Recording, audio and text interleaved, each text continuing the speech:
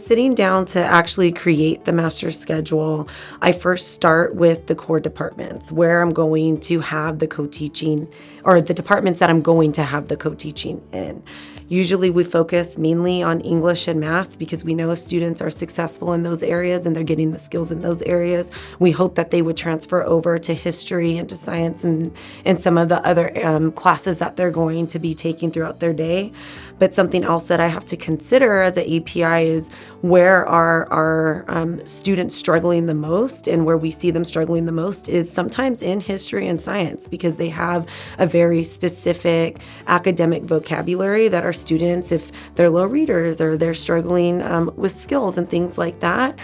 they struggle in those areas a little bit more sometimes. So I know if I'm seeing a lot of students struggling in history or science, sometimes I might try to place a few co-teaching periods in those departments as well, so those students have that extra support that they might need.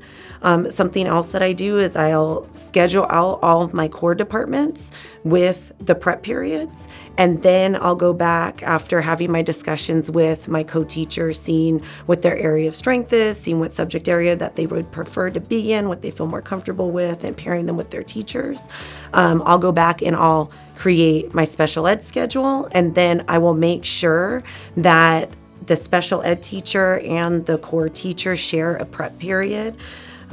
We encourage them to collaborate outside of school hours or during PLC time, but we know that in order to have a successful co-teaching relationship, sometimes more time is needed than just an hour after school or an hour, in a PLC. And so I really like to provide them with that